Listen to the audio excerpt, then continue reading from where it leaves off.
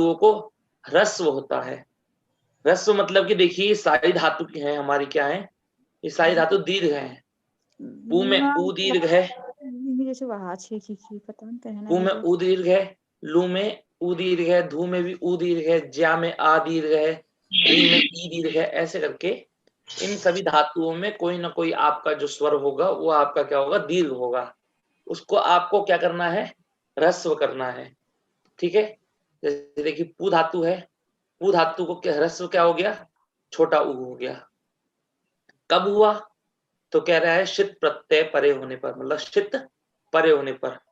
परे मतलब अर्थात जो कक्षा में नए होंगे उन लोगों को समझा बताता हूँ कि परे होने का यहाँ पर प्रयोजन है बाद में होने पर। मतलब जिस शब्द में परे लिखा हो उस शब्द का को समझने की उस शब्द के बाद में होने पर, तो शित के बाद में होने पर। यहाँ देखिए स्ना है, स्ना में आपका स्ना विकरण है, स्ना विकरण में श की इत संज्ञा होती है आपकी किससे, लशक्व तद्धिते। इस सूत्र के द्वारा आपकी श की इत संज्ञा हो जाती है, केवल बचता है ना। जब ना बचेगा तो पू ना ती, तो पू नाती होता, पर शित प्रत्यय है, ये जो स्ना था आपका कैसे बनता था, शित प्रत्यय था, तो शित प्रत्यय बाद में है, किसके बाद में है, तो पू आदि धातुओं के बाद में है। इस कारण से इन धातुओं को क्या हो जाएगा, ह्रस्व हो जाएगा। समझ में आया कि आपको केवल मात्र इन धातुओं को ह्रस्व करना है। कब करना है, जब इनके बाद में कोई शित प्रत्यय आएगा। ठीक है, अब चलते हैं अन्य धातुओं को देख लेते हैं थोड़ा।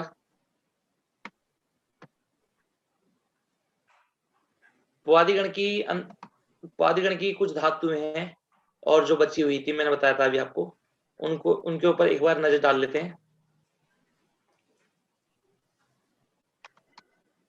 ये देखिए ये पुआदिगण की धातुएं बाकी की बची हुई, तो वहां अब ये देखिए यहाँ पर कितनी धातु हो गई, इन सभी धातुओं में दीर्घ वर्ण है, इन सब में देखिए री है, इन सब में दिख रहा है सभी को, इन सब में दीर्घ री है, इन दीर्घ री को क्या करना है आपको, ह्रस्वदी बनाना है। ठीक है, अब अगला चलते हैं मीनातेर निगमे। इस सूत्र को आप सभी लोग छोड़ दीजिए अभी। ठीक है, इस सूत्र को मैं नहीं पढ़ाऊंगा अभी, क्योंकि कुछ सूत्र ऐसे हैं जिनको समझने में आपको निगम विषय के बारे में समझना पड़ेगा, जो अभी आपके लिए उपयोगी नहीं है। तो सामान्य अभी आप पहले इस सूत्र को छोड़ दीजिए। ठीक है, अगले सूत्र पे चलते हैं। शे मुचादीनाम। शे मुचादीनाम सूत्र कहता है कि शे परतः मुचादीनाम धातुनाम नुम आगमः भवति। तो देखिए शे आया है, आवाज आ रही है मेरी? जी जी आ रही है। हाँ, शे में सप्तमी विभक्ति है। ठीक है, जैसे रामे बनता है ना, जी रामे में सप्तमी विभक्ति होती है, उसी प्रकार शे में सप्तमी विभक्ति है। तो शे मूल शब्द क्या है, शाह है, तो शाह है, तो शाह को शाह में सप्तमी होगी तो शे बन गया। आप बताइए इसका अर्थ क्या होगा, कोई बता सकता है किशोर महोदय? बदामी महोदय, बता महोदय हम ना जाना के परे अंत में होने पर, हाँ जी, परे होने पर, परे जिस होने पर। शब्द में सप्तमी विभक्ति हो उस शब्द के परे होने पर। तो देखिए यहाँ पर शे में शाह मूल क्या है, शाह, और शाह के अंदर जब सप्तमी विभक्ति है तो क्या बन गया, शे। जैसे मूल शब्द होता है राम, और राम में जब सप्तमी विभक्ति आती है तो क्या बनता है, रामे। रामे। इसी प्रकार मूल शब्द है यहाँ पर शाह, और शाह में सप्तमी विभक्ति है तो क्या बन गया, शे। ठीक है, तो शे में सप्तमी विभक्ति होने के कारण इसका अर्थ समझना है शाह परे होने पर। जब शाह पर में होगा तो मुचादी धातुओं को, मुचादी धातु कितनी, 8 धातु है मुचादी, दिख रही है आप सभी को 8 धातु है, मुच लुप लिप विद सिच खिद पित पिश, ये 8 धातुएं हैं। इन धातुओं को नुम आगम होता है, इस सूत्र ने आकर के कह दिया। समझ में आया आप सभी को? अस्तु, अब चलते हैं, देखिए इसे समझते हैं थोड़ा। धातु है हमारी मुच। ठीक है, पहले मुच धातु को ले लेते हैं। मुच धातु है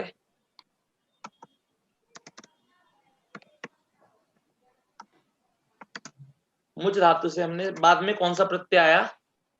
शा। ये देखिए मुच धातु ये है तुदादि गण की। किस गण की है? तुदादि। अब तुदादि गण का विकरण क्या है? प्रश्न भी करता हूं मैं निकुंज महोदय। शा तुदादि शा गण का शा कौन सा? तालव्य शा, ठीक है। तो शा से मुच शा हो गया, ठीक है। और हमने क्या लाया? एक वचन में टी प्रत्यय लाए, ठीक है।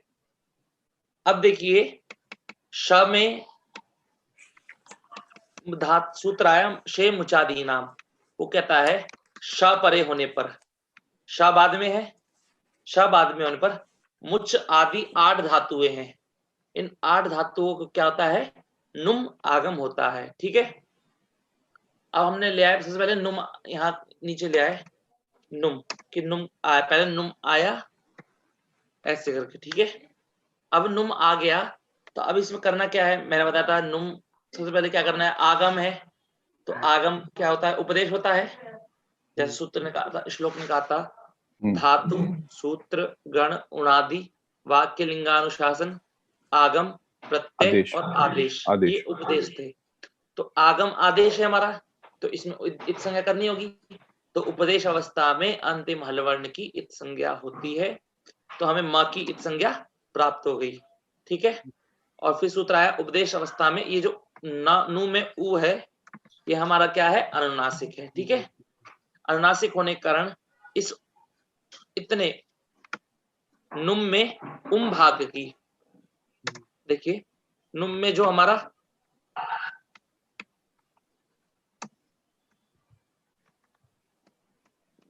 नुम के अंदर जो हमारा भाग है उसकी क्या हो जाएगी? आपकी इत संज्ञा हो जाएगी, ठीक है। तो बचेगा केवल ना, क्या बचेगा? ना बचेगा। अब ये ना बैठे कहां पर? ना को ना कहां पे बैठे? तो कह रहे हैं कि इस सूत्र का एक बार श्लोक का अर्थ, सूत्र का अर्थ देखिए। वो क्या कहता है सूत्र? श परे होने पर मुचादी धातुओं को, किसको? मुचादी धातुओं को नुम का आगम होता है। तो मुच धातु को नुम का आगम होगा, ठीक है। तो मुच धातु में होगा, तो मुच धातु में भी कहाँ होगा? ये जो ना है अंतिम अच के बाद। हाँ, तो ये कौन कहेगा? पहले प्रश्न एक बार चलते हैं बेस बना के। तो इसने आकर कहा कि भैया मेरे को स्थान दीजिए, ठीक है। तो स्थान कहाँ मिलेगा? तो ना ने कहा कि मैं माँ के बाद में बैठ जाऊं, या ना माँ के बाद में जो ऊ है उस उन दोनों के बीच में बैठ जाऊं, या ऊ के बाद में बैठूं, या च के बाद में बैठूं, मुझे स्थान बताओ कोई। तो सूत्र आया, क्या आया? मिदचोन्त्यात् परः। मिदचोन्त्यात् परः सूत्र कहता है आपका कि जो आप आगम कर रहे हो यदि उसमें मकार की इत संज्ञा हुई है तो वो आगम आपका कैसा क्या हो जाएगा? मित आगम, ठीक है। देखिए तो नुम में आपने मकार की इत संज्ञा की थी ना, तो मकार की इत संज्ञा हो जाएगी। तो माँ की इत संज्ञा हुई, इसका माँ की इत संज्ञा, माँ की इत हुई, इन दोनों को मिला दिया तो क्या बन गया आपका? मित, ठीक है। तो मित किसे कहते हैं?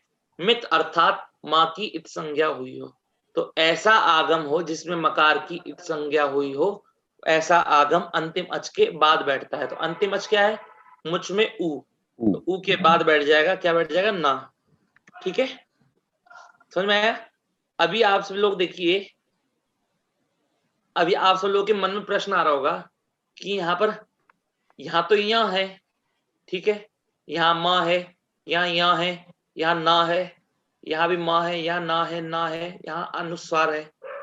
तो यहाँ आप कह रहे हैं कि नुम का आगम होता है, नुम में तो ना होता है, पर यहाँ तो कभी माँ हो गया कभी यहाँ है। तो पहले उन सब में ना ही हुआ है, उसके बाद और आगे की प्रक्रिया होकर के उनको किसी ना को यहाँ बन गया, किसी ना को माँ बन गया। इस प्रक्रिया को हम बाद में सीखेंगे। केवल मात्र आपको क्या समझना है, इस आपका अभी लक्ष्य क्या है कि किन धातुओं को नुम का आगम होता है। आपका लक्ष्य अभी केवल मात्र इतना ही है कि किन धातुओं को नुम का आगम होता है और कब होता है। आपको सिर्फ इतना करना है। आपको ये नहीं करना है कि जो मुंजती बना है वो पूरा का पूरा कैसे बना है, आपका वो लक्ष्य नहीं है अभी। केवल लक्ष्य इतना है कि जो 8 धातुओं हैं, इन 8 धातुओं को आपको याद करना है और शेप मुचादी नाम इस सूत्र के द्वारा इन 8 धातुओं के अंतिम अच के बाद में आपको क्या बिठाना है, नुम बिठाना है। तो नुम में केवल मात्र क्या बचेगा, ना बचेगा। ठीक है, तो मैं ऐसे मुंच यहाँ लिंच लिम्प हो जाएगा, माँ आ जाएगा, पर किस कारण से आएगा ये आप सभी को धीरे धीरे करके प्रक्रिया में सिखाया जाएगा। ठीक है, अब एक लास्ट सूत्र पढ़ेंगे इस प्रकरण का, सूत्र वाया श्रुवः श्रीच। ठीक है, सूत्र कहता है कि आप जब धातु पाठ खोलेंगे तो आपको स्वादिगण में एक धातु मिलेगी, श्रु धातु। ठीक है, तो ये कह रहा है, सूत्र आगे कह रहा है कि श्रु धातु के स्थान पर आपको क्या करना है, श्री करना है। लिखा है ना सूत्र का अर्थ देखिए कि श्रु धातु के स्थान पर श्री आदेश होता है शित प्रत्यय परे होने पर। तो शित प्रत्यय के बारे में बार बार चर्चा ना करूंगा, क्योंकि आप सभी को अब तक बता दिया जाएगा कि जिसमें तालव्य शकार की संज्ञा हुई हो, ऐसा प्रत्यय जिसमें तालव्य शकार की संज्ञा हुई हो, वो प्रत्यय क्या कहलाता है, शित प्रत्यय। तो देखिए अब श्रु था, एक बार प्रक्रिया पे चलते हैं। धातु क्या है आपकी, श्रु, दिख रहा है सभी को। और जब उससे लाए हम श्रु धातु हमारी किस गण की है, स्वादिगण।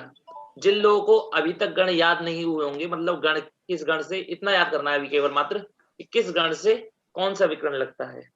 तो जिनको याद हो गए होंगे उनको समझ में आ रहा होगा, जिनको याद नहीं हो रहे होंगे उनको किताब देखनी पड़ रही होगी, और कुछ ऐसे भी होंगे जो किताब भी नहीं देख रहे होंगे, सिर्फ सुन रहे हैं। तो सभी लोगों के लिए कि श्रु धातु से स्वादिगण की होने के कारण स्वादिभ्यः श्नु, इस सूत्र के द्वारा श्नु विकर्ण हो गया। तो श्रु धातु है, श्नु विकर्ण आ गया। ठीक है, अब श्रु के श्नु विकर्ण है, ये श्नु प्रत्यय है आपका, तो इसमें तालव्य शकार की संज्ञा है, तो केवल क्या बचेगा, नु बचेगा। ठीक है, तो शित प्रत्यय पर में है, तो श्रु को क्या हो जाएगा, श्री हो जाएगा। ठीक है, तो देखिए श्रृणोति में श्री है ना, यहां देखिए एक बार,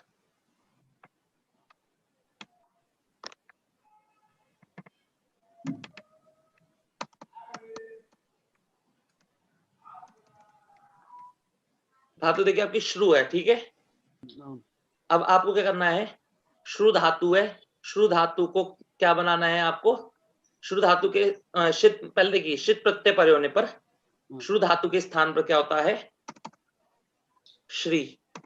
ठीक है, समझ आया आपको, श्रु धातु के स्थान पर श्री होता है, कब होगा, शित प्रत्यय के परे होने पर।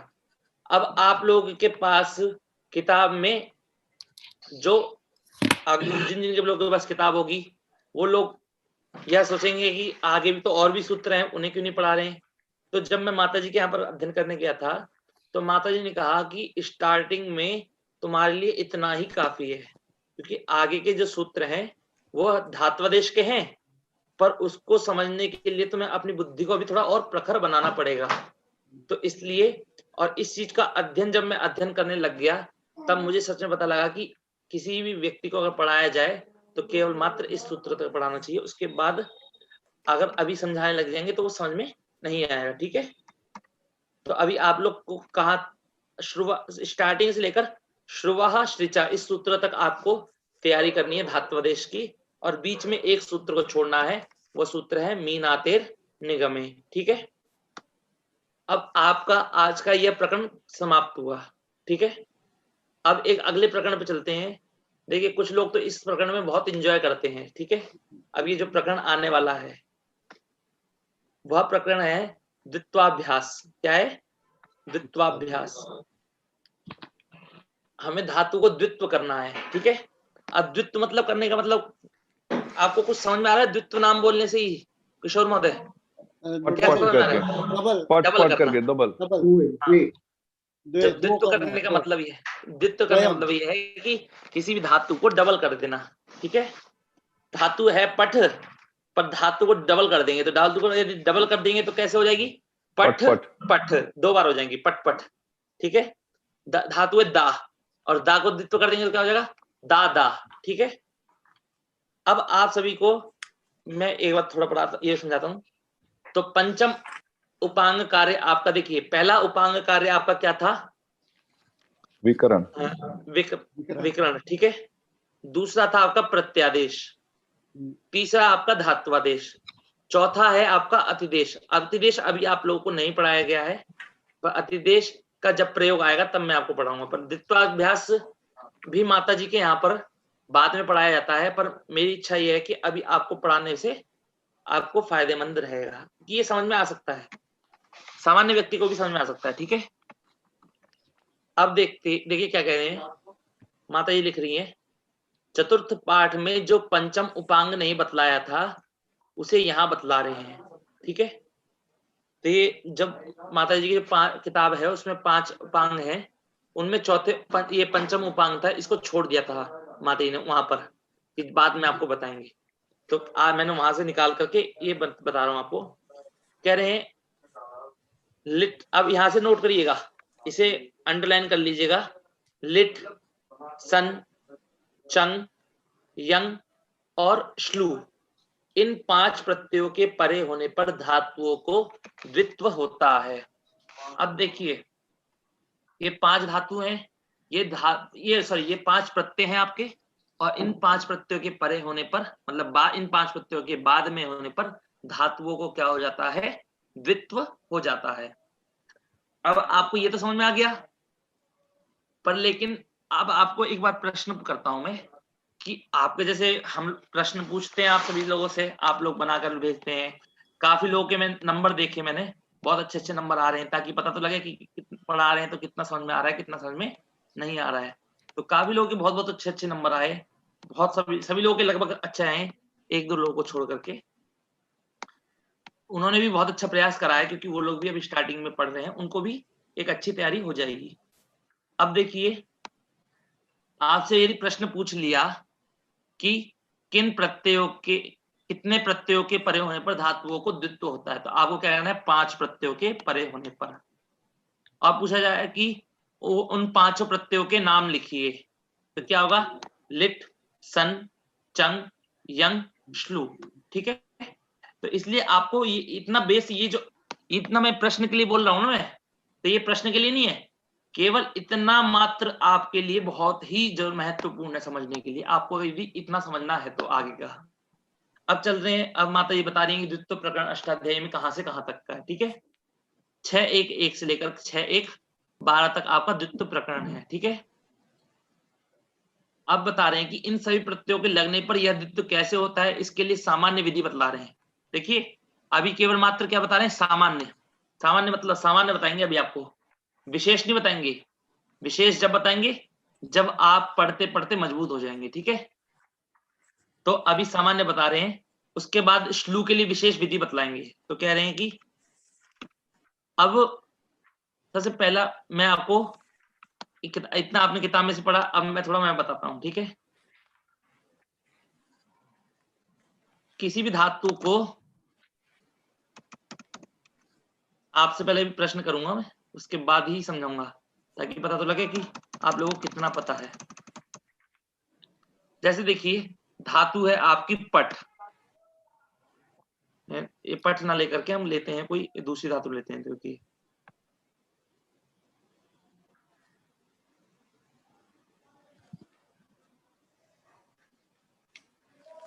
एक मिनट,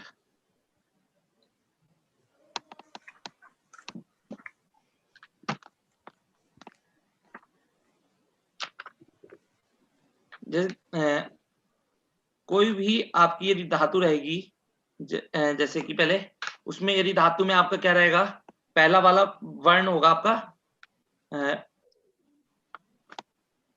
जैसे कि पहले सबसे पहले धातु को आपको 2 भागों में विभाजित करना है। कितने भागों में, 2 भागों में विभाजित करना है। कुछ 2 भागों में, पहली भाग में धातु ऐसी होंगी जिसमें होंगे अनेकाच होंगे। ठीक है, अनेकाच का मतलब समझ में आता है आप सभी को? हाँ, एक से ज्यादा अच होगा। हाँ, एक से ज्यादा हो, एक से, संस्कृत में कहते हैं एक से ज्यादा अनेक। ठीक है, तो अनेकाच और एकाच, पहले तो हमने सभी धातुओं के 2 विभाग करने हैं। ठीक है, तो एकाच के लिए तो बहुत आसान है, धातु कितने विभाग करने हैं आपको, 2 विभाग, अनेकाच और एकाच। अब अनेकाच में चलते हैं, अनेकाच में अनेकाच के भी 2 विभाग करने हैं। एक तो करना है आपको हलादी और दूसरा होगा आपका आजादी। ठीक है, अब देखिए कि हलादी किसे कहते हैं और आजादी किसे कहते हैं। पहले पद को समझा जाए तो कह रहे हैं हल किसे कहते हैं, पहले हल को समझना पड़ेगा।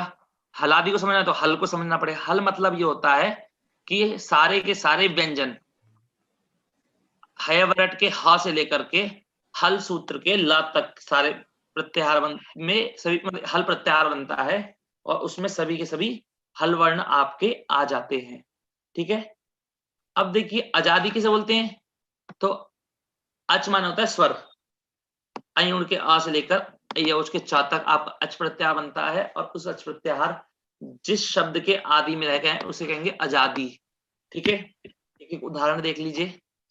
जैसे धातु है आपकी दरिद्रा, ये धातु अब धीरे धीरे करके आपको सुनने को मिलेगी बहुत, दरिद्रा धातु। ठीक है, तो अब देखिए दरिद्रा धातु में एक दरिद्रा धातु है और एक धातु है ऊर्णु। ठीक है, अब ये देखिए इस जो दरिद्रा धातु है आपकी, इस धातु का प्रथम वर्ण क्या है आपका किशोर महोदय? द। ये द कैसा वर्ण है, किस प्रत्याहार में आता है? हल में आता है ना, हल। हल प्रत्यय। तो इस शब्द का आदि वर्ण, आदि मतलब होता है फर्स्ट, आदि वर्ण का क्या है आपका? द। ठीक है, तो द वर्ण पहला वर्ण आपका हल है, इसलिए कैसा शब्द हुआ? हलादी। ठीक है, और दूसरा शब्द है आपका ऊर्णु, इसमें पहला वर्ण क्या है आपका? ऊ। ऊ क्या होता है? स्वर होता है, स्वर मतलब अच। ठीक है, और अच प्रत्याहार आदि में है, इसका मतलब क्या हुआ? आजादी। ठीक है, तो अब इतना समझ गए आप। अभी एक कांच को साइड में रख देते हैं, अभी आप साइड में जाओ। ठीक है, अब देखिए जब भी आपको किसी भी धातु को द्वित्व करना है तो आपको सबसे पहले क्या विचार करना पड़ेगा, यह धातु अनेकाच है कि एकाच है। ठीक है, यदि अनेकाच हुई तो आपको इन दोनों चीजों का विचार करना पड़ेगा कि हलादी है कि आजादी है।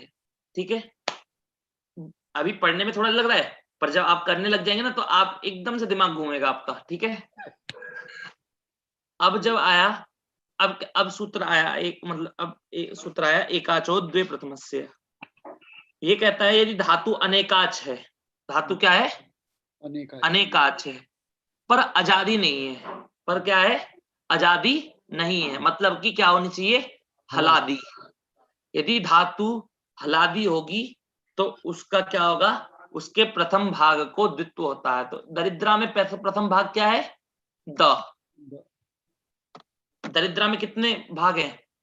द, री और द्रा, 3 स्वर है ना? 3 स्वर है, द में अ, री में ई और द्रा में आ।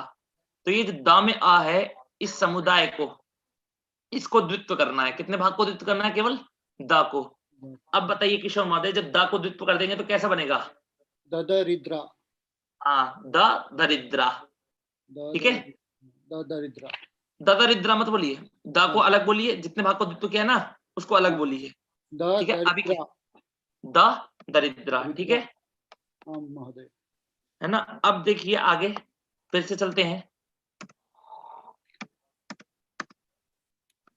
आपकी धातु आई जागरी। ठीक है, जागरी धातु आई। इस जागरी धातु में देखिए कि क्या है, जागरी धातु कैसी है किशोर महोदय, आप बताएं ये एक बार। हलादी। पहले सबसे पहले आपको ये बताना है कि एकाच है कि अनेकाच है? अनेकाच है, क्योंकि आ और ऊ दोनों है, रे दोनों है। हाँ, आ और री दो स्वर है, मतलब कि अनेकाच है। अब अनेकाच है तो आपको क्या विचार करना है कि हलादी है कि आजादी है? अब बताइए क्या है, हलादी है कि आजादी है? ज है तो हलादी है। हलादी है। धातु कैसी है आपकी? हलादी। यदि धातु आपकी हलादी होगी तो उसका जो प्रथम भाग होगा, अर्थात देखिए जागरी में एक भाग है जा और दूसरा भाग है ग्री। स्वर जिस शब्द के साथ जुड़ा होगा, स्वर जिस शब्द के साथ जुड़ा होगा वो उसका एक भाग हो जाएगा। ठीक है, तो जागरी में आपका जा है तो इसको हलादी है तो हलादी होगी, और अनेकाच होगा तो किसका होगा, प्रथम भाग को द्वित्व होगा। तो क्या बन जाएगा आपका, जा जागरू, जा जागरी। ठीक है, अब वो आप जागरू कहें वो आपके ऊपर है, क्योंकि एक पद्धति होती है हमारी, अलग अलग जगह की अलग अलग पद्धति होती है बोलने की। ठीक है, एक और धातु को देख करके अगले चलते हैं, आगे चलेंगे। ठीक है, अब देखिए धातु आई चकास। ठीक है,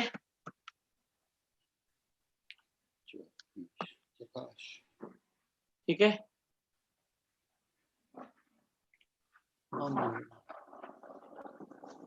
अभी देखिए चकास में आपके सबसे पहले अब कोई किसी और से प्रश्न पूछता हूं नाम देख करके। संजय कुमार जी, कृपया करके आप ये बताइए, ये जो चकास धातु है यह एकाच है कि अनेकाच है? अनेकाच है महोदय। अनेकाच है, बहुत अच्छे। अब ये बताइए अनेकाच है तो कैसे अनेकाच है, हलादी है कि आजादी है? हलादी है। हलादी है। यदि धातु आपकी अनेकाच हो और हलादी हो तो उसके कितने भाग को द्वित्व होगा? प्रथम भाग का द्वित्व होगा। तो प्रथम भाग क्या है चकास में? च। च, तो च को द्वित्व हो जाएगा। तो च को द्वित्व होने पर आपका क्या बन जाएगा? चकास। च च ऐसे करके च चकास, क्या हो गया? च चकास। ठीक है, समझ में आया आपको? अब 3 उदाहरणों देख के अब किसी अन्य से भी पूछेंगे, ऐसा नहीं है कि आपसे ही पूछा सिर्फ। तो अब देखिए, अब आगे चलते हैं। उरुनु धातु है, ठीक है आपकी। अब उरुनु धातु में अब संचिता संग नेर जी बताइए। ठीक है, ये उरुनु धातु आपकी एकाच है कि अनेकाच है? अनेकाच। अनेकाच। आजादी है कि हलादी है? आजादी। आजादी है। ठीक है, तो प्रथम भाग को द्वित्व होगा क्या? हाँ। नहीं, मैंने अभी बताया था कि यदि धातु अनेकाच है और हलादी है तो प्रथम भाग को द्वित्व होगा, और यदि वो अनेकाच है और आजादी है तो प्रथम भाग को द्वित्व नहीं होगा। तो कह रहे हैं किसको होगा द्वित्व? तो सूत्र है एक अजादेर द्वितीय से। अभी आप पढ़ेंगे, अभी सामान्य बता रहा हूं मैं आपको ताकि सुन सके। ठीक है, ठीक। अब देखिए उर्नु, अब जब धातु आपकी आजादी हो और अनेकाच हो तो उसके द्वितीय भाग को द्वित्व होता है। कितने भाग को द्वित्व होता है? द्वितीय भाग को। तो देखिए इसमें द्वितीय भाग आपका क्या है? नो। ठीक है ना, इस ऋणु में र भी आएगा। ठीक है, और इस रा को हम नहीं लेंगे। ठीक है, आना तो चाहिए पर हम लेते नहीं है। किस कारण से नहीं लेते अभी वो भी पढ़ेंगे। ठीक है, पर अभी केवल इतना है कि ऋणु को र और ऋणा दोनों के साथ उ को प्राप्त होता है, और केवल अभी हम किसको लेंगे? मात्र ऋणु को लेंगे। ठीक है, तो जब धातु उदित हो जाएगा तो क्या हो जाएगा? उर्णु णु। ठीक है, उर्णु। ठीक है, अब देखिए नेक्स्ट किसी से प्रश्न पूछते हैं। स्वाति दीदी है क्या? स्वाति कौशिक दीदी? स्वाति कौशिक और स्वाति कोकम महोदय। स्वाति कौशिक। जी भ्राता किम वदति? हाँ, अच्छा दीदी बताइए कि इसी धातु है आपकी, यह इसी धातु एकाच है कि अनेकाच है? इसी धातु एकाच है कि अनेकाच? अनेकाच। अनेकाच है तो अनेकाच आजादी है कि हलादी है? आजादी है। आजादी है। आजादी होने के कारण तो किस भाग को द्वित्व होगा? ई भाग को। द्वितीय भाग को, ई भाग को नहीं। हाँ, द्वितीय भाग को। द्वितीय भाग, और द्वितीय भाग आपका क्या है? शी। इशी नहीं, शी। जी समझ में आ रहा है? शी है ना, पता है सबको समझ में आ रहा है? शी है तो शी को द्वित्व हो जाएगा तो क्या बन जाएगा? इशी शी। इशी शी बन जाएगा। अगला एक बार प्रश्न, अगला किसी और से प्रश्न पूछते हैं। स्वाति कोकम जी बताइएगा। ठीक है, आम ये महोदय। लास्ट है ये। जब आपकी धातु है उखी, ठीक है, उखी। हाँ, ये धातु एकाच है कि अनेकाच है? ये अनेकाच है। अनेकाच है। हाँ। अनेकाच है तो आजादी है हलादी है? आजादी है। आजादी है। अब यदि किसी व्यक्ति से मैं पूछूंगा आगे चल के, तो आपको एक साथ क्या बोलना है? यदि धातु आपके अनेकाच हो तो आपको सीधा बोलना है आजादी अनेकाच, या हलादी होगी तो आजादी अनेकाच। हलादी अनेकाच, ऐसे बोलना है, ठीक है आप सभी को। तो ये धातु कैसी है? हाँ। आजादी अनेकाच है, ठीक है। तो आजादी हाँ, अनेकाच होने के कारण इस धातु के द्वितीय भाग को द्वित्व होगा। द्वितीय भाग क्या है इसका? खी। खी। तो खी को द्वित्व हो जाएगा तो क्या हो जाएगा? उखी उखी खी, खी। ठीक है, आम महोदय। हो गया? इतना समझ में आया हो आपको? गया। हाँ। अब आम महोदय। सभी मेरे हिसाब से शायद सबको समझ में आ गया होगा, क्योंकि ये तो मुझे बहुत आसान लगता है, ये थोड़ा सा समझना होता है बस। अब यहाँ देखिए, अब अनेकाच पूरा हो गया, अब बचा आपका एकाच। अब यदि धातु एकाच होगी तो क्या करना है? कितने भाग को द्वित्व करना है? यदि धातु में यदि एक अच होगा तो उस पूरी धातु को द्वित्व करना है। कितने भाग को द्वित्व करना है? पूरी धातु को द्वित्व करना है, ठीक है। अब ये सबसे आसान धातु लगती है, सबसे आसान है कि नहीं है? यदि धातु एकाच है तो उसमें ज्यादा कुछ चोचलेबाजी नहीं है, सिर्फ क्या है, पूरी धातु को द्वित्व कर दो। तो देख, अब यहाँ पर जैसे धातु है आपकी दा, ठीक है, और दा धातु में एक अच है कि अनेकाच है? एक अच है, ठीक है ना। हाँ, तो पूरी की पूरी धातु को द्वित्व हो जाएगा। तो धातु को पूरी द्वित्व हो जाएगा तो क्या हो जाएगा? दा दा, ठीक है। अब चलते हैं पुस्तक में, पुस्तक को देखकर पढ़ने की प्रयास करते हैं, ठीक है। सबसे पहले पढ़ेंगे अजादेर द्वितीयस्य, ठीक है। अब आप लोगों को मेरे हिसाब से तो ऐसे समझ में आएगा बहुत जल्दी, ठीक है। सूत्र कह रहा है, कोई एक पढ़ेगा? किशोर महोदय पढ़ेंगे आप? अजादे द्वितीयस्य। बोलिए आगे, अर्थ बोलिए। अजादेर द्वितीयस्य। अर्थ बोलिए इस सूत्र का। हाँ? अर्थ बोलिए इस सूत्र का। नहीं बोलिए। चलिए मैं पढ़ता हूँ। नहीं, पूरा भाव जो हिंदी में लिखा है ना वो भी बोलने के लिए बोल रहे हैं। अच्छा, जिन अनेकाच धातुओं के आदि में अच हो उन अजादि अनेकाच धातुओं के द्वितीय अवयव एकाच को द्वित्व होता है। समझ में आया आपको सभी को? कि जिन अनेकाच धातुओं के आदि में अच हो, मतलब कि वो धातु कैसे होनी चाहिए? उसमें अनेक अच हो और उस धातु के आदि में क्या होना चाहिए? अच होना चाहिए, मतलब आजादी अनेकाच हो। तो उन आजादी अनेकाच धातुओं के द्वितीय अवयव, मतलब अवयव मतलब होता है भाग। अवयव माने क्या होता है? भाग। देखिए इस अवयव आया है तो मैं आपको यही समझा देता हूं, ताकि आप लोगों को बाद में अवयव और अवयवी के बारे में दिक्कत ना हो। जैसे देखिए, आप लोग पार्ट्स होते हैं ना, पार्ट्स, उनको कहते हैं अवयव। क्या कहते हैं उनको? अवयव। और पार्ट्स जिस चीज के होते हैं उसको कहते हैं अवयवी। क्या कहते हैं? अवयवी। जैसे कि मेरा ये हाथ है, ये हाथ क्या है? अवयव है, ठीक है। और अवयवी क्या है मेरा? यह पूरा शरीर, ठीक है। जैसे पेड़ होता है, पेड़ होता है अवयवी। पेड़ क्या होता है? अवयवी। और उसका पार्ट, पेड़ का पार्ट क्या कहलाएगा? अवयव। पेड़ का पार्ट क्या क्या होता है? टहनी होती है, जड़ होती है, गुदा होता है, पेड़ में फल लगे तो फल होते हैं, ये सब उसके पत्ते होते हैं, टहनी, ये सब इत्यादि, ये सब उसके क्या हो गए? अवयव हो गए। समझ में आया सभी को?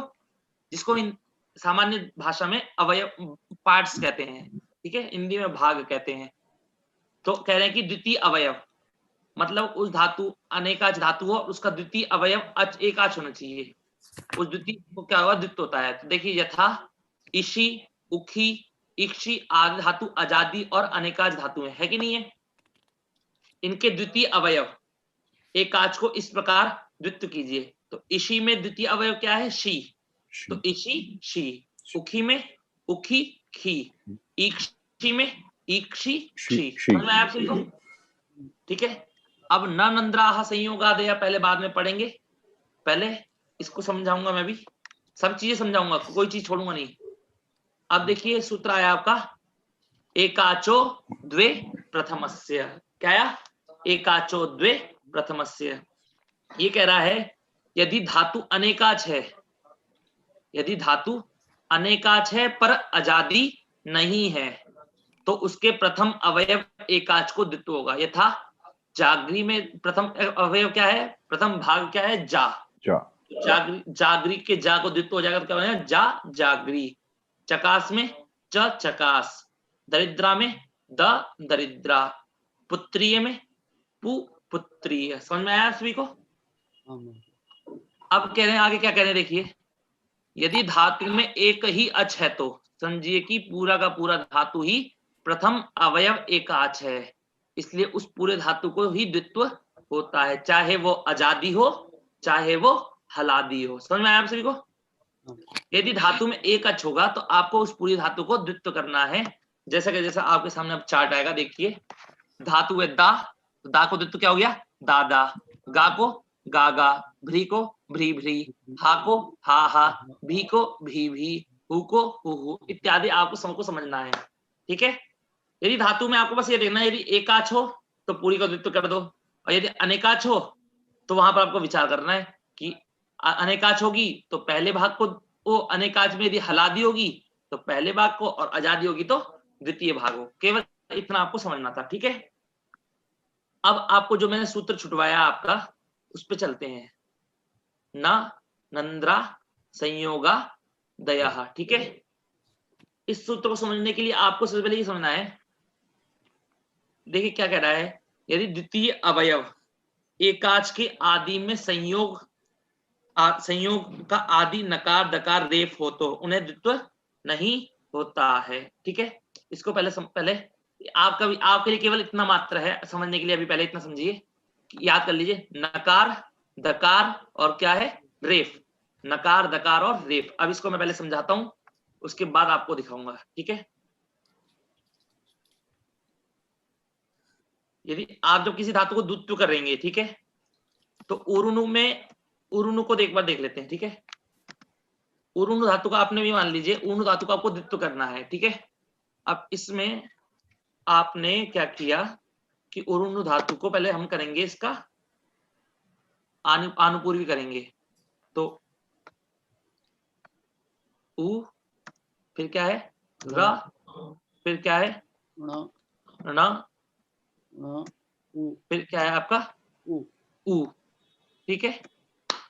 अब देखिए आप सभी लोग ध्यान से समझिएगा, ये सूत्र हल्का सा टेढ़ा है पर इतना भी टेढ़ा नहीं है कि कोई समझ ना पाए। आपको क्या करना है कि जब भी आप, यदि धातु आपकी अनेकाच होगी और अनेकाच होने के बाद में उसका जो आजादी होगी, तो आपको कितने भाग को द्वित्व करना है? द्वितीय भाग को। ठीक है? ऋणु को द्वित्व करना है। तो ऋणु में देखिए प्रथम भाग क्या है आपका? उ। ठीक है? क्यों? क्योंकि स्वर मिल जाने के बाद एक भाग बन जाता है। ठीक है? तो एक भाग बन गया, उ स्वर है, अकेला है, तो एक भाग बन गया। अब उसके आगे का भाग क्या है? तो र है, णा है और उ है, तो द्वितीय भाग क्या हो गया? र, णा और उ हो गया। ठीक है? अब जब बोला कि द्वितीय भाग को द्वित्व करना है, तो उसमें तो र भी आएगा, णा भी आएगा और उ भी आएगा, तो द्वितीय में इनको तीनों को द्वित्व करना है। तो सूत्र आया न नंद्राहा संयोगा दया। ठीक है ना? ये कहता है यदि आप धातु को द्वित्व कर रहे हो, ठीक है, और उसमें संयोग हो, धातु में क्या हो? संयोग हो, तो संयोग हो, देखिए यहाँ पर र और न का संयोग है ना। संयोग कब होता है? जब दो व्यंजन आपस में मिले हो, उन दोनों के बीच में कोई भी स्वर ना हो, तो यहाँ र और न के बीच में संयोग है। तो संयोग का प्रथम वर्ण, संयोग का प्रथम वर्ण यदि नकार हो अथवा दकार हो अथवा रेफ हो, नकार हो, दकार हो अथवा क्या हो? रेफ हो, तो उसको द्वित्व नहीं होता है। वरना होना चाहिए था, नहीं होना चाहिए था? होना चाहिए था यहाँ पर। तो यहाँ पर क्या हो गया? रा को दीर्घ, मतलब रा को द्वित्व नहीं होगा, तो केवल कितने मात्र भाग को होगा? ना और उ को दीर्घ होगा। ठीक है? तो केवल क्या बन जाएगा? उर्नु, उर्नु नु बन जाएगा। ठीक है? समझ में आया आपको? तो अब एक बार सूत्र को पढ़ते हैं, फिर आपको और अच्छे समझ में आएगा। यदि द्वितीय अवयव, द्वितीय मतलब द्वितीय भाग, यदि द्वितीय अवयव एकाच के आदि में संयोग आदि मतलब क्या है? संयोग हो, यदि द्वितीय अवयव हो, वो कैसा होना चाहिए? द्वितीय एकाक्ष होना चाहिए, उसके आदि में संयोग होगा। तो संयोग में यदि क्या, संयोग का आदि वर्ण क्या होना चाहिए? संयोग का आदि वर्ण या तो नकार हो अथवा दकार हो अथवा रेफ हो, तो उन्हें द्वित्व नहीं होता है। उन्हें छोड़कर जो द्वितीय अवयव एकाच है उसे द्वित्व होता है। यदा देखिए उन्दी, उन्दी है तो देखिए उन्दी में किशोर महोदय, उन्दी आपकी धातु है अनेकाच, और कैसी है? अजादी। अनेकाच और अजादी है तो द्वितीय भाग जो उन्दी भाग है, ना, द और ई, उसको द्वित्व होना चाहिए था, पर इन्होंने कह दिया कि यहाँ पर ना और द का संयोग है, और संयोग का पहला वर्ण क्या है? ना। यदि संयोग का पहला वर्ण ना हो, न मतलब नकार हो, दकार हो अथवा रेफ हो, तो उसको द्वित्व नहीं होता है। समझ में आया आपको सभी को? तो नहीं, द्वित्व नहीं होगा तो कितने भाग को? केवल द्विभाग को, नकार को छोड़कर केवल दी को द्वित्व होता है। तो क्या बन गया? उन्दी दी। अब ये अंकी है ना, तो अंकी में भी ये जो ना दिख रहा है आपको, ये है क्या? पहले ना। ये जो आपको पांचों वर्ण दिखेंगे ना, जो आप अंत में पढ़ते हैं, या मांगाना नम, ये जो हमेशा, ये हमेशा सबसे पहले पूर्व में सबसे पहले ना ही होते हैं। क्या होते हैं? सबसे पहले पूर्व में ना होते हैं, फिर उनके बाद में चेंजेस हो जाता है। तो अंकी में यहाँ नकार को छोड़कर केवल कितने भाग को द्वित्व होगा? की भाग को, क्योंकि अंकी आजादी है, अनेकाच है, तो इसके की भाग को द्वित्व होना चाहिए था। तो ना को छोड़ देंगे तो केवल किसको होगा? की भाग को द्वित्व होता है। ऐसी अंगी में भी समझना है। अब नकार का हो गया। अंजी में देखिए, अंजी में भी आपने ये किया है, अंजी में भी किसको करना? केवल जी भाग को। पहले ना को भी होता है, पर ना का निषेध हो जाता है। अब चलते हैं नकार दकार। दकार बोला था ना दूसरा, तो अद डी, क्या है? अद डी। तो यहाँ दकार को छोड़कर केवल डी को द्वित्व होगा, ठीक है, क्योंकि संयोग द और डा का संयोग है, तो संयोग का आदि वर्ण क्या है? प्रथम वर्ण द, तो उसको द्वित्व नहीं होगा। अब चलते हैं, अब आया रेफ के बारे में, ठीक है। तो रेफ में देखिए अर्ची ची, तो अर्ची में र और चा का संयोग। अर्ची कैसी धातु है आपकी? पहले देखिए अनेकाच है और कैसी है? आजादी है। तो आजादी और अनेकाच है तो द्वितीय भाग को द्वित्व होगा किसको? ची भाग को। तो ची में जो र है, वो र और चा का संयोग है ना किशोर महोदय? संयोग है, तो इस कारण संयोग का पहला वर्ण क्या है? र। संयोग का पहला वर्ण क्या है? र, तो उसको द्वित्व नहीं होगा। तो क्या होगा? केवल ची को होगा। तो अर्ची ची उर्णु नु। तो मैंने अभी आपको बताया था ना, किसी ने से मैंने प्रश्न पूछा था कि उर्णु धातु को द्वित्व होगा तो क्या होगा, तो वहां पर भी र को प्राप्त होता है, रा को भी द्वित्व प्राप्त होता है। रा को द्वित्व प्राप्त होकर क्या बनना चाहिए था? कैसे बनना चाहिए था आपको? ऐसा होना चाहिए था। जब द्वित्व हो रहा है तो ऐसा हो जाना चाहिए था, पर संयोग के आदि में क्या है आपका? र, तो उसको द्वित्व नहीं होगा। क्या होगा? उस केवल मात्र उसको छोड़कर होगा, तो उर्णु नु हो गया, ठीक है। जिसकी अभी किसी से मैंने पूछा था जो। अब चलते हैं इसको, ये केवल ईर्ष्य धातु के लिए बता रहा है। किसके लिए? केवल ईर्ष्य धातु के लिए। तो जब हम ईर्ष्य धातु को सिद्ध करेंगे ना, इसको हम वहीं पढ़ेंगे, ठीक है। अब चलते हैं, आप सभी को देखिए, आप सबको पता लग गया कैसे करना है, धातु को द्वित्व करना है। और जिसको अभी नहीं पता लगा होगा वो लोग को बाद में और अच्छे से मजबूत हो जाएगा। अब देखिए, जब भी हम किसी धातु को द्वित्व करते हैं तो उसमें दो भाग बनते नहीं बनते हैं महोदय? जब हमने जैसे कोई भी धातु को द्वित्व किया तो दो भाग बन जाएंगे उसके। तो कह रहे हैं इस द्वित्व प्रकरण में धातु के जिस भाग को द्वित्व होता है उसमें पूर्व वाले की अभ्यास संज्ञा होती है। तो कह रहे हैं कि पहले तो इस लाइन को अच्छे समझिएगा, धातु के जिस भाग को द्वित्व होगा, पूरी धातु को नहीं बोल रहे, धातु के जिस भी भाग को द्वित्व हो रहा है उस भाग को, जिस भाग को द्वित्व होता है उसमें जो पूर्व वाला होगा, उसमें भी जो पूर्व वाला होगा उसकी ही केवल मात्र अभ्यास संज्ञा होती है। ठीक है, समझ में आया? क्या संज्ञा होती है? अभ्यास। अब उन दोनों जिसको द्वित्व किया है उसमें हमने पहले वाले को क्या समझना है, अभ्यास। अब देखिए जैसे उदाहरण में देख लीजिए, जैसे कह रहे हैं उर्नु नु, दिख रहा है आपको, उर्नु नु, तो इसको और इसको क्लियर करके समझना। तो उर्नु नु में आपने किस भाग को द्वित्व किया है किशोर महोदय, नु भाग को, ठीक है। हाँ। तो कितने नु हो गए, नु और पहला नु और दूसरा नु, इनमें जो पहला वाला है उस भाग को क्या हो जाएगा आपका, की कौन संज्ञा हो जाएगी, अभ्यास। रा को हटा दीजिएगा, ठीक है, रा नहीं है लाइन में, रा भी हो गया है तो रा को मत मानिएगा। तो नु की पहला वाला जो नु होगा उसकी कौन संज्ञा हो जाएगी, अभ्यास। कौन कहता है, पूर्वोभ्यास। इस सूत्र में ही अर्थ है इसका, पूर्व अभ्यास, मतलब पूर्व वाला क्या है आपका, अभ्यास है, ठीक है। अब देखिए एक संज्ञा के बारे में शायद यहाँ पर नहीं दिखाया जा रहा है, देखता हूं अगर नहीं बताया गया, उस संज्ञा के बारे में आपको बताता हूं, आप लोग कॉपी में लिख लीजिएगा, ठीक है, ठीक है। उसको ये संज्ञा तो बहुत महत्वपूर्ण है, दोनों संज्ञा जो आ रही हैं, एक संज्ञा तो आपको बता दी अभ्यास संज्ञा, अब दूसरी संज्ञा आई, उसका सूत्र लिखवाता हूं मैं आपको, उभे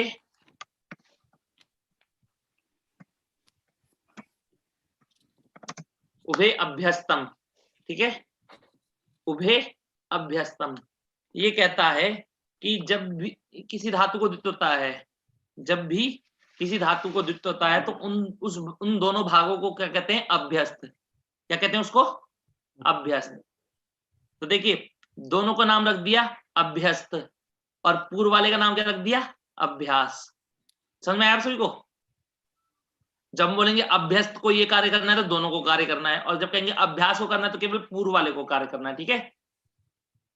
अभ्यस्त वापस समझाइए ना, उभे अभ्यस्तम क्या क्या, ये वापस समझाइए ना, उभे हाँ, अभ्यस्तम। फिर से जरा एक बार बताइए जरा। देखिए जैसे आपकी धातु है उभय अभ्यस्तम, जैसे धातु है आपकी पट, ठीक है,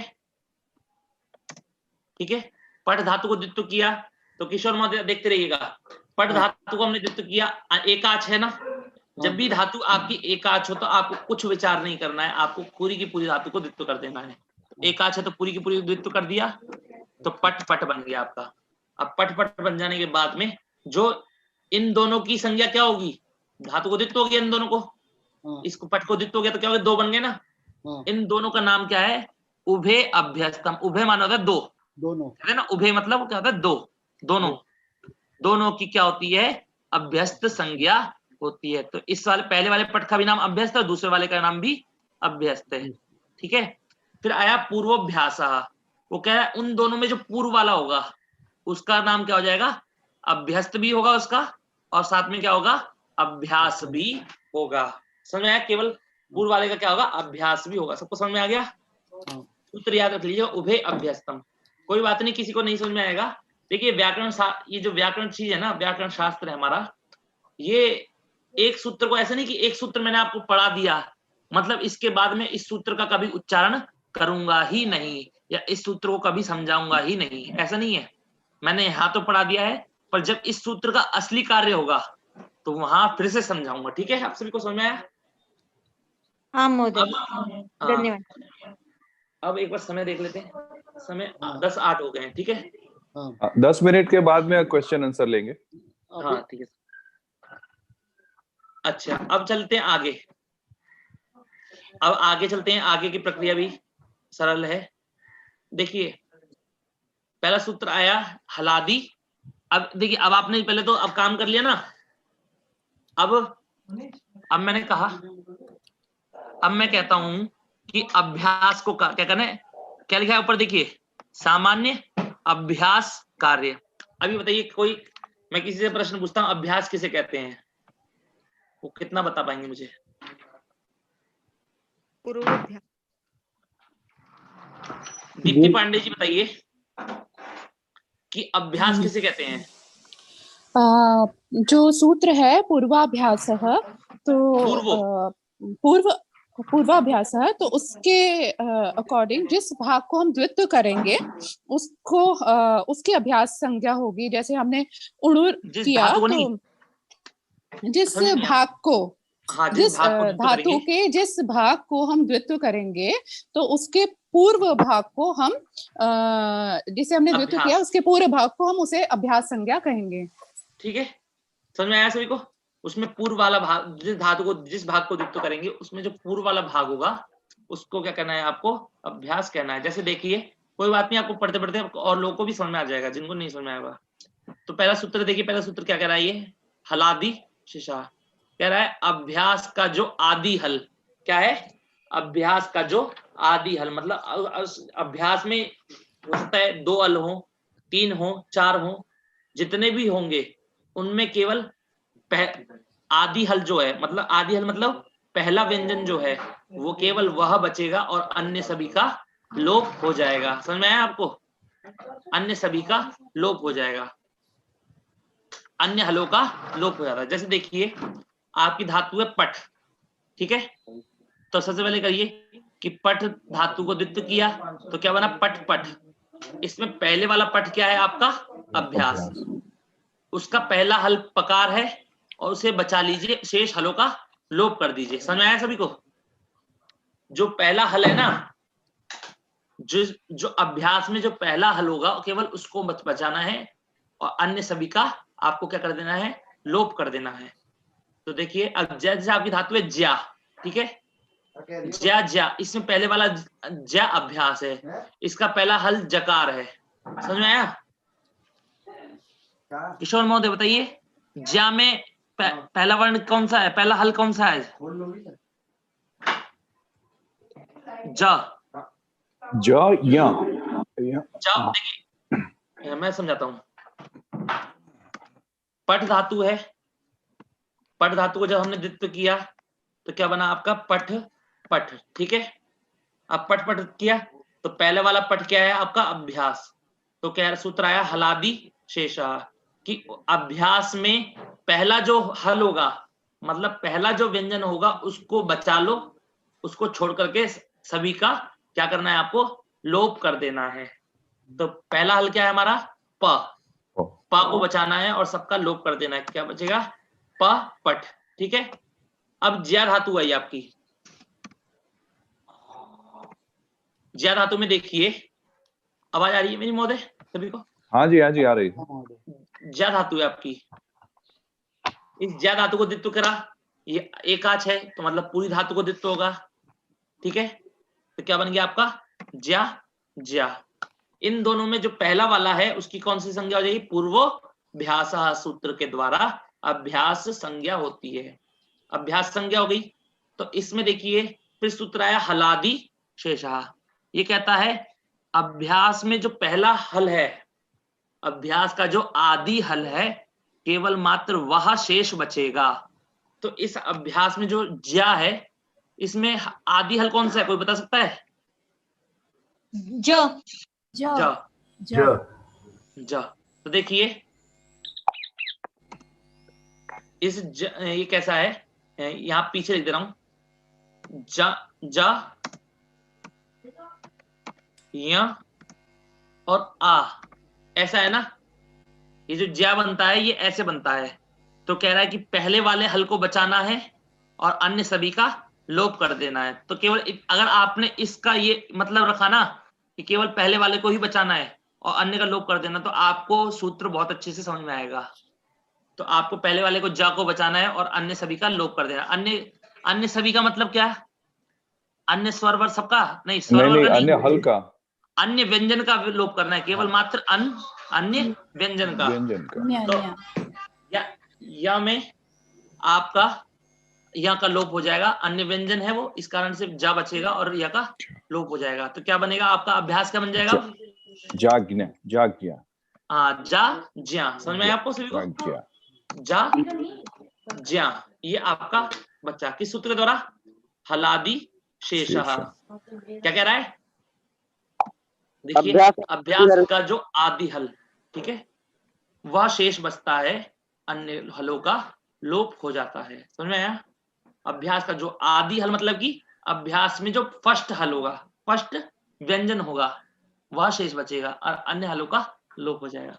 यदि कोई व्यक्ति बीच में से आया हो तो हल से वो खेत में जोतने वाले हल को मत समझिएगा, हमारे इस व्याकरण शास्त्र में हल से किसको समझते हैं? व्यंजन को। अब देखिए आगे चलते हैं। इतना आप सभी लोग सीख गए। अब देखिए आगे सूत्र, एक सूत्र और पढ़ते हैं कि हलादि शेषः, क्या लिखा है? हलादि शेषः का अपवाद। अपवाद मतलब समझ में आता है? अपवाद मतलब कि हलादि शेषः सूत्र जो कार्य कर रहा था उस कार्य को ये मना कर देगा। मतलब मना कर देगा, केवल अर्थ ये नहीं होता कि मना कर देगा, मतलब हलादि शेषः जो सूत्र कार्य करता वो कार्य नहीं होने देगा, वह कार्य नहीं होने देगा। जैसे कभी कभी होता है बिजनेस में, कुछ लोग जैसे कोई अच्छा काम करना चाह रहा है कोई व्यक्ति, और उसके बहुत लोग आते हैं, वो उस काम को उनका लक्ष्य क्या होता है? वो काम रुक जाए बस, ये नहीं कि किस कारण से रुके, बस वो कार्य रुकना चाहिए। तो ऐसे ही है कि हलादि शेषः सूत्र जो कार्य कर रहा है वह कार्य रुकना चाहिए, चाहे उसके बदले आपको दूसरा कार्य स्टार्ट करना पड़े या उस कार्य को मना करना पड़े। ठीक है, तो जैसे देखिए अब सूत्र आया शर पूर्वाहा खयाः, कह रहा है जिस अभ्यास के आदि में शर हो। शर कोई बता सकता है शर किसे कहते हैं? शर प्रत्याहार में कौन कौन से वर्ण आते हैं? तीनों शकार आते हैं। तो कह रहे हैं जब भी आपका अभ्यास के आदि में अभ्यास होगा, उसका जो पहला व्यंजन होगा आदि में, यदि आपका क्या हुआ? शर हुआ, ठीक है, तो आपको, और उसके बाद क्या होना चाहिए? खय। उसके बाद क्या होना चाहिए? तुरंत खय। खय में कौन कौन से वर्ण आते, कोई बता सकता है? खप छटत चटत व कपय कप, ठीक है। अब ये तो आपने वैसा समझ लिया। अब मैं इसको बहुत ही शॉर्टकट तरीके से बोलूं तो यदि पहला द्वितीय और प्रथम, क्या द्वितीय और प्रथम 5 वर्ग होते हैं ना, 5 वर्गों का द्वितीय और प्रथम वर्ण खय प्रत्याहार में आता है। ठीक है, तो अभ्यास में सबसे पहले देखिए, अब घटाते हैं एक बार। धातु क्या है? स्पर्ध। तो स्पर्ध धातु में हमने द्वित्व कर दिया, तो इस पूरी धातु में केवल एक ही अच की नहीं है, पा में आ है केवल जो स्वर है। दिख रहा है सभी को? जी जी। तो हमने क्या करा? पूरी धातु को द्वित्व कर दिया, स्पर्ध हो गई। इसमें जो पूर्व वाला है उसकी हमने अभ्यास संज्ञा कर दी, पूर्वोऽभ्यासः। अब अभ्यास संज्ञा करने के बाद सूत्र आया आपका, ऊपर जो पढ़ाया था आपका, हलादि शेषः। वह क्या कहता है किशोर महोदय, बताइए? सिर्फ उसका हल बचेगा, आदि हल। हल नहीं बचेगा, आदि हल। देखिए व्याकरण शास्त्र को यदि समझना है तो वो जितना जो वाक्य कह रहा है आपको पूरा उस वाक्य को घटाना पड़ेगा।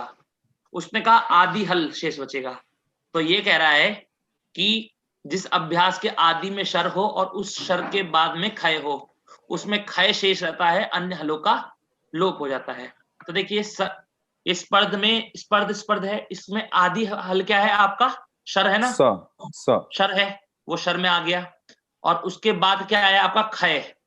खय में प आता है कि नहीं आता है? आता है जी। प आपको कैसे देखना है? आपको बस ये देखना है कि 5 वर्गों में से प्रथम या द्वितीय वर्ण आ रहा है तो केवल मात्र वह शेष बचेगा, अन्य का लोप हो जाएगा। तो प है, केवल मात्र प बचेगा, स र और ध इनका लोप हो जाएगा। तो क्या बचेगा? प स्पर्ध। स्पंद में क्या बचेगा? प स्पंद, क्योंकि देखिए स है और सा के बाद में क्या है आपका? खय है। तो शर पूर्वाह खयः, इस सूत्र के द्वारा सा को सा, अगर यह सूत्र नहीं होता तो किशोर महोदय क्या बचना चाहिए था, बताइए? यह सूत्र नहीं होता तो सा बचना चाहिए था। नहीं, स्पा नहीं, सा केवल मात्र सा बचता। ठीक है, और अगर ये सूत्र आ गया तो अब केवल मात्र क्या बच रहा है? प। ठीक है, ऐसे फूर्ज में देखिए सा है, सा के बाद में द्वितीय वर्ण आ गया ख, वो खय प्रत्याहार के अंतर्गत आता है, इसलिए उसका भी वह शेष बचेगा, अन्य का लोप हो जाएगा। तो क्या बना? फू स्फूर्ज। स्तंभ में त स्तंभ। इसका अभ्यास करिएगा आप सभी लोग, ठीक है ना, घर पे बैठ के। मनीष महोदय, हाँ जी। आज पूरा अभ्यास अभी करेंगे, थोड़ा 10 मिनट की Q&A करेंगे। हाँ जी, आप बहुत अच्छी तरह से आपने पढ़ा है, हमने हमारा पहले क्लियर नहीं हुआ था, आज क्लियर हुआ ये जी। तो जितनी बार पढ़ेंगे उतनी बार क्लियर होते जाएगा। धन्यवाद। अभी ठीक है महोदय, मनीष महोदय। जी महोदय। अच्छा, अभी प्रश्नोत्तर ले लेते हैं आज। जिनको प्रश्न पूछना है हाथ ऊपर करेंगे और अनम्यूट करके करेंगे और प्रश्न पूछ के म्यूट कर देंगे। और ये जो टॉपिक है उसके ऊपर ही, उसके अलावा हम लोग कोई बात नहीं करेंगे, तो अपना समय एफिशिएंटली यूज होगा। निकुंज महोदय जी महोदय, पहले मैं प्रश्न पूछूं? जी जी जी जरूर। ये हम लोग फर्स्ट और द्वितीय पार्ट कहते हैं, उसका मतलब कि ये जो द्वित्व है वो सब खाली 2 अवयव वाली होगी, उसके अलावा नहीं होगी। 2 अवयव वाली, आपको 2 अवयव वाली ही मिलेगी। हाँ, मतलब अगर हमारे सामने 3 अवयव वाले आ गई तो हमें पता होना चाहिए कि द्वित्व होगा ही नहीं इसमें। अगर देखिए 3 अवयव वाली मिलेगी नहीं, ठीक है। पहली बात मिलेगी इन धातु, और यदि 3 अवयव वाली मिलेगी ना तो उसमें केवल द्वितीय भाग को बोला है। सूत्र देखिए, आपका सूत्र पहले आप सूत्र देख लेंगे ना एक बार, तो आपका क्लियर हो जाएगा, क्योंकि कह रहा है अजादेः द्वितीयस्य। क्या कह रहा है? एक बार दिखाता हूँ मैं। वो देखा तभी मेरे ध्यान में वो आया कि उसका मतलब 2 वाला ही होगा ऐसा।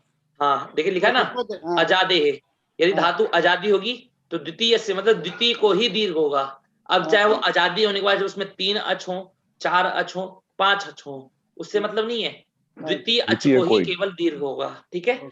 और अब क्या कर रहा है आगे देखिए, एकाचो द्वे प्रथमस्य, ठीक है। एकाच और एक पूरे एकाच को द्वित्व होगा, और जिसमें एकाच पूरी एकाच को द्वित्व होगा, और जो द्वे है ना जिसमें 2 मतलब वो है हल्लादी होगी तो उसमें प्रथम वाले को दीर्घ होगा। समझ में आया? आपका प्रश्न बहुत अच्छा था वैसे। सुषमा जी, सुषमा अग्रवाल जी। जी महोदय, ये जो हलादि शेषः सूत्र है वो केवल एकाच धातुओं के लिए ही है? हाँ जी, एकाच धातु कह सकते, ऐसा नहीं है। उसने ये बोला है कि अभ्यास में पहला हल शेष बचेगा। अब यदि आप अनेकाच धातु को द्वित्व करते हैं, ठीक है जी, अनेकाच धातुओं में भी द्वित्व करने वाला पूर्व वाला जो होगा उसमें अभ्यास में यदि 2 अच होंगे, ठीक है ना, तो उसको कैसे करेंगे आप? हाँ, जैसे ये दरिद्रा है। जैसे देखिए आपका मैं उदाहरण इसमें देता हूँ जी, ठीक है। धातु है आपकी इक्षी है, ई और क्षी है, ठीक है। इसको द्वित्व किया, द्वित्व करने के बाद क्या बन जाएगा आपका? इक्षी हो गया। अब द्वित्व करने के बाद बन जाएगा इक्षी क्षी, ठीक है। अब इक्षी क्षी बनने के बाद में अब देखिए दोनों में पूर्व वाला क्या है, क्षी जो है इसकी क्या होगी? अभ्यास संज्ञा। समझ में आया? इतने भाग की क्या होगी? पूर्वोऽभ्यासः, इसकी अभ्यास संज्ञा होगी। अब इसमें क्या हुआ? अब अभ्यास संज्ञा हो गई तो सूत्र आया आपका हलादि शेषः। वो केवल ये कहता है कि अभ्यास में पहला हल शेष बचेगा, बाकी सबका लोप होगा। तो क्षी में पहला क्या होता है? पहला है क होता है, तो का बचेगा, ठीक है। तो इकी क्षी हो जाएगा, ठीक है। अभी केवल इतना समझिएगा, ठीक है। और भी इसमें चेंजेस आ जाएंगे, पर अभी केवल इतना समझिए, ठीक है। महोदय दरिद्रा है, दरिद्रा में कैसे होगा? दरिद्रा में देख लीजिए एक बार, दरिद्रा है, ठीक है सर। आपने ऊपर लिखी है, उसी के ऊपर में देख लीजिए ना। हाँ जी, हाँ देखिए दरिद्रा है, पहले दरिद्रा धातु है। दरिद्रा कैसी? अनेकाच है। अब जैसे देख, इस अनेकाच है, इसमें 3 अच है, और इसमें जो अनेकाच है पर हलादी है, तो हलादी तो किसको द्वित्व होगा? केवल प्रथम भाग को। तो प्रथम भाग में क्या बचा? द आ गया। अब अभ्यास में क्या है? द। अब इसमें अभ्यास, इसमें हलादी शेषा लगेगा? नहीं लग पाएगा, क्योंकि पहले से ही एक है, उसको एक क्या बनाना। समझ में आया आपको? अच्छा, जी जी। सचिन शेरावत जी वदतु। हरिओम। हाँ जी बोलिए।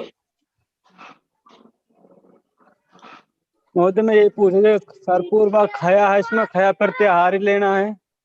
हाँ जी, महोदय बाद में सचिन जी बोलिए, बाद में एक के बाद एक बोलेंगे। सचिन जी वदतु। मैं पूछ रहा हूँ जो खरपूर्वा सरपूर्वा खया है जो सूत्र है, इसमें खया प्रत्याहार ही लेना है ना? हाँ, केवल मात्र खय लेना। जब सूत्र ने ही बोला है खय लेने के लिए तो खय ही लेना पड़ेगा आपको। मैं प्रत्याहार पूछ रहा था, खया प्रत्याहार लेना है ना? हाँ जी, खय प्रत्याहार लेना है। खय प्रत्याहार मतलब कि ख फ छ ठ थ च ट त और क पय के या तक लेना है आपको। समझ में आया? ठीक है जी महोदय। नेहा माने जी वदतु। जी मुझे ये पूछना था, आज जो पढ़ाया है ना वो अष्टाध्यायी सहज बोध के कौन से इस पाठ से है? अष्टाध्यायी सहज बोध के पाठ से तो अगर मैं आपको बताऊं पेज नंबर 216 और 368। 200 भाग पहला भाग ना, प्रथम भाग में ना? हाँ, प्रथम भाग ही चल रहा है अभी।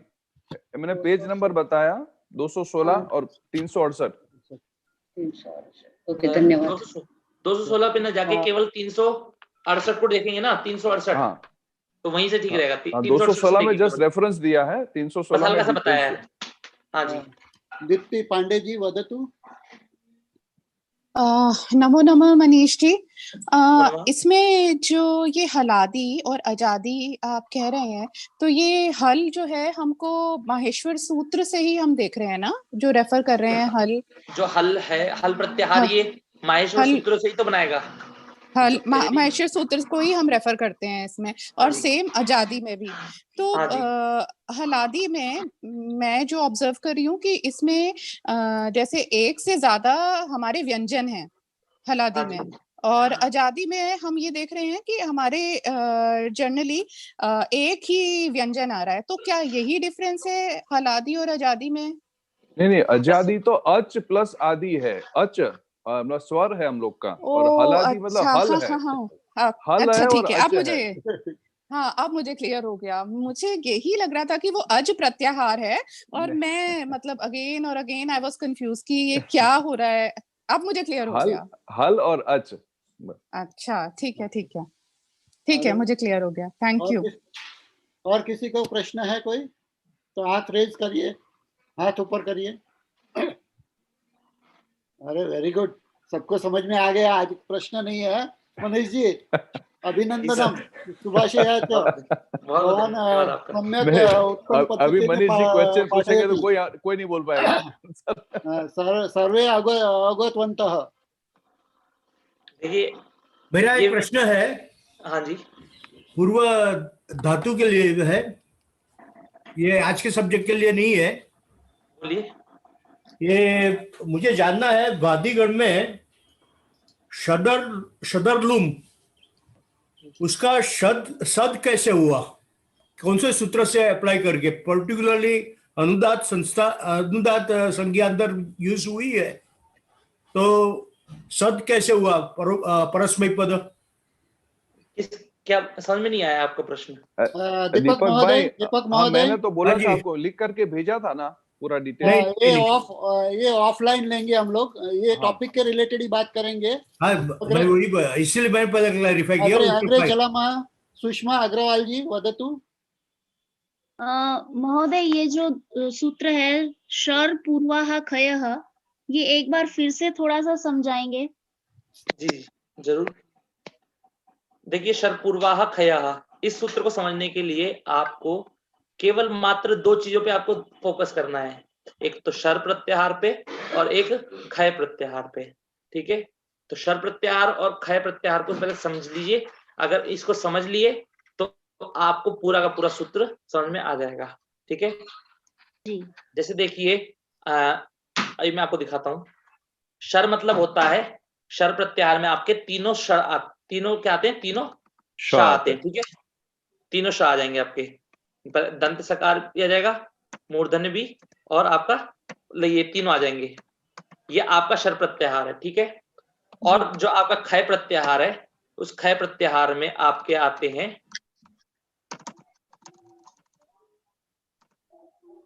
ठीक है, एक मिनट। हाँ, खय प्रत्याहार में आपके 5 वर्ग होते हैं ना आपके, कवर्ग, चवर्ग, टवर्ग, तवर्ग और पवर्ग। उन 5 वर्गों का प्रथम और द्वितीय अक्षर ले लीजिए। उन 5 वर्गों का प्रथम और द्वितीय। तो पहला वर्ग कौन सा है आपका? कवर्ग। तो कवर्ग का पहला और द्वितीय अक्षर लीजिए, बोलिए। क और ख। क और ख। अगला है आपका, मैं बोलता जाता हूँ जल्दी जल्दी, च, और दूसरा क्या है आपका? छ। तीसरा वर्ग है आपका ट, और उसका द्वितीय वर्ण क्या है? ठ। फिर आपका है त, फिर क्या है? थ। ठीक है। फिर आता है आपका प, फिर आता है आपका फ। ठीक है। तो इस सूत्र को समझने के लिए आपको समझ में आया कि द्वितीय, अगर वैसे देखा जाए पाणिनि सूत्रों में, तो बोलेंगे आप खाफा छठा इस सूत्र के खा से लेकर के कपय के या तक। और यदि माइंड में बैठने के बाद आप उसको निकालेंगे कि क्या समझ में आया आपको, तो आप ये सोच सकते हैं कि पाणिनि मतलब कि 5 वर्ग जो होते हैं, उन 5 वर्गों का प्रथम और द्वितीय वर्ण आपका क्या है? खय है। ठीक है। अब देखिए खय प्रत्याहार, पहले आपको शब्द समझ में आ गया। अब कह रहे हैं कि यदि आपने किसी धातु को द्वित्व किया और उस द्वितीय द्वित्व करने के बाद में उसका जो पहला भाग है, क्या है आपका? जो पहला भाग है, मतलब पूर्व अभ्यास है जो आपका, उसका जो पहला व्यंजन है, उसका अभ्यास का जो पहला व्यंजन है। ठीक है। एक मिनट रुकिए, मैं आपको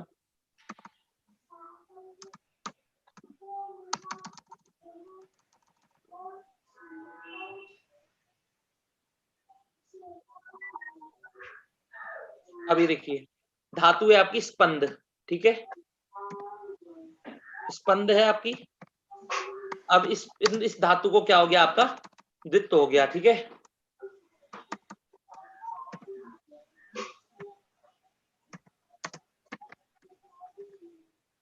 इस धातु को द्वित्व होने के बाद में अब देखिए इसमें जो पूर्व वाला कौन सा स्पंद है? पहला वाला।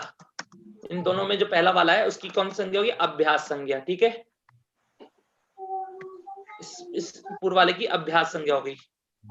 अब आपको पहले वाले में क्या करना है? पहला सूत्र आया हलादि शेषः। पहले हलादि शेषः को समझना है। यदि हलादि शेषः नहीं समझ में आया तो आपको नहीं समझ में आएगा। हलादि शेषः ने कहा कि अभ्यास का पहला हल शेष बचेगा और अन्य सभी का लोप हो जाएगा। तो अभ्यास का पहला हल क्या है? स। ठीक है। तो केवल उसको बचाना था। किसने बोला? हलादि शेषः ने बोला।